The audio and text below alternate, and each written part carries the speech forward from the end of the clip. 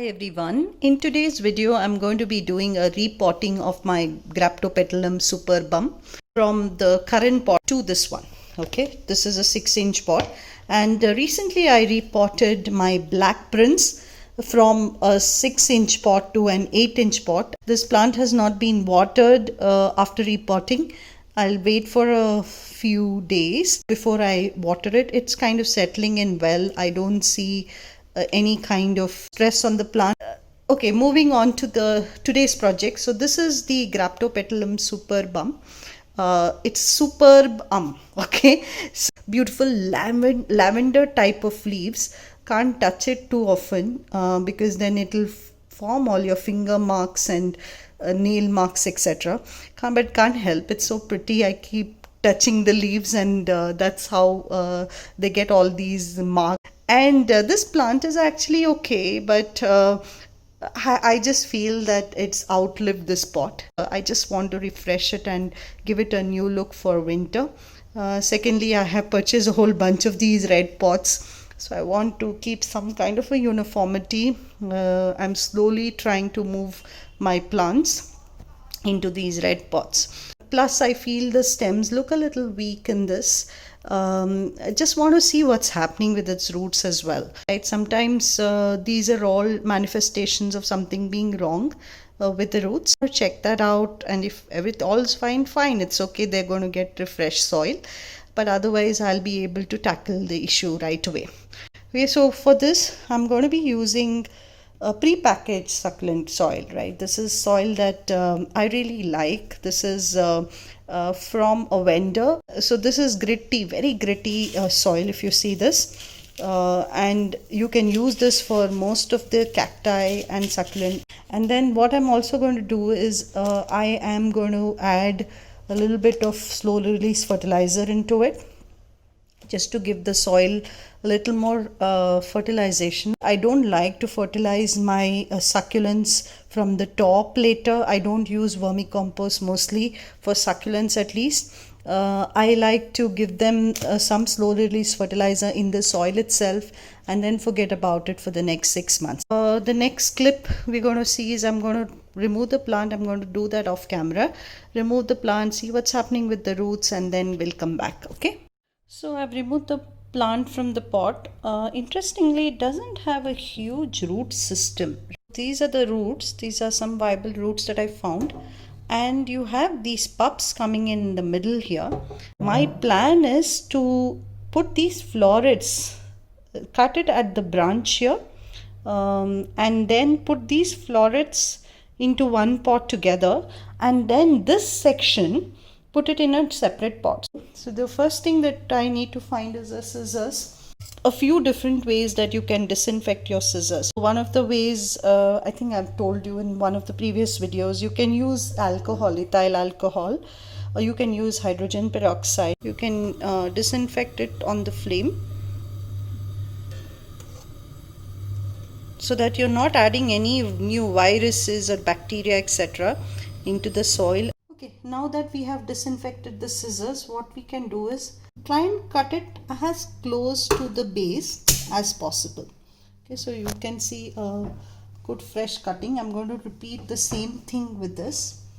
As close to the base as possible at an angle. Okay, so I'm just cutting it at like a 45-degree angle. These are the 3 cuttings, and then you have 4 now.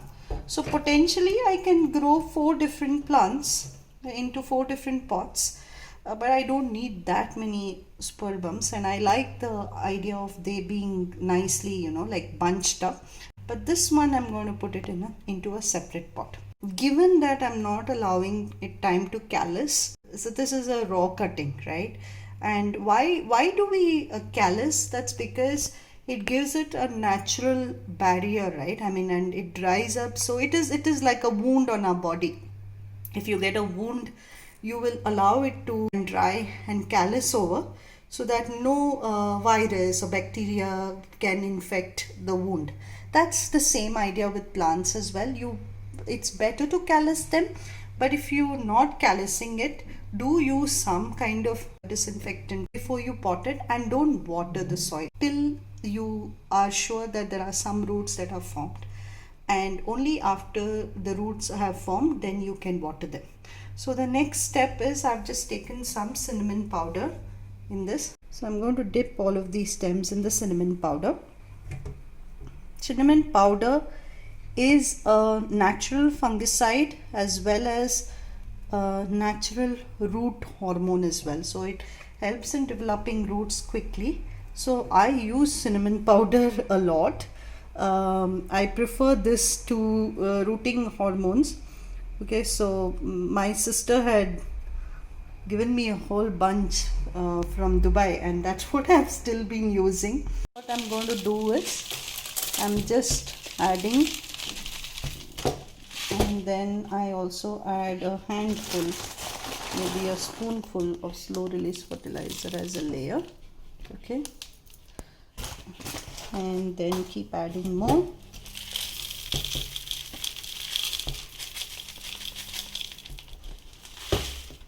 Okay.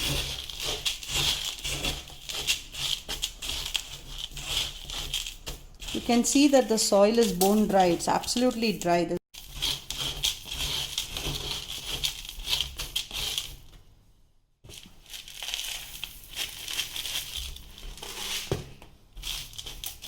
So the way slow release fertilizers work is that every time you water, these add that additional fertilization for the plants. Now this section that you have cut in, just put it in. Okay, just put the stem in. Okay,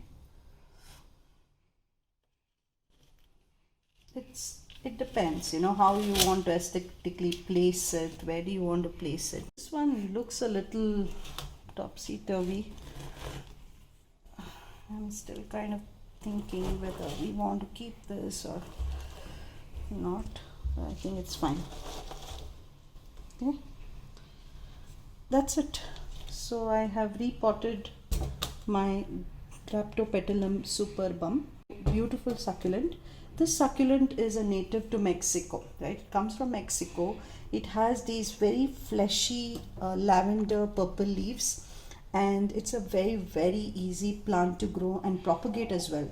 In the pot itself, these are all these superbum babies. So if you see, the plant keeps propagating in the pot very, very easy. For now, I have repotted the stems. I'm not going to water this plant for at least 1 week till I'm sure, till, you know, when I pull it, don't pull it hard, obviously it will come out, but if you just pull it, there should be some resistance. Okay, the minute you find a resistance, then you know the roots have formed. That's when you water it deeply once and then let it completely dry. And in winter especially, when it takes time for the soil to dry, they need to be watered very, very rarely. I am not going to say give an exact timeline. People keep asking, do I water it weekly, do I water it fortnightly, etc. It really depends on your soil. It depends on where your balcony faces, how porous is the material, how quickly the soil can dry, etc. So if your soil doesn't dry for 15 days, don't water for 15 days. If your soil dries within 2 days, water in 2 days. So that's really the measure. So people get a little panicky when it comes to watering. Watering, I think, is the easiest part with succulent care, because you need to rarely water them. What you need to worry more about is the light, whether they are getting the right adequate light. You can't put them in under direct sunlight, any succulent, including the Graptopetalum, because it can burn the leaves. But now for the next 1 week or so, till they develop roots, I'm going to keep them in the shade. We're going to repot the tiny one, and I'll show you that next. Okay, so I have repotted all of these, all the extra leaves that are coming in here, etc. Right, so this is more of an additional pot, which if each of them propagates, I'm going to give it away to a few of my friends so that they can grow their own superbums. But it's actually superbum, okay, SUPERBUM. It's superbum, or it's also called the beautiful Graptopetalum. So that's the other name, common name for this.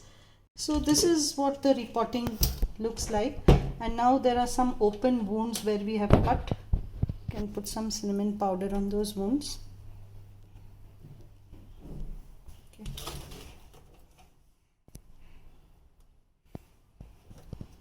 And you can, the rest of the cinnamon powder, you can mix it up.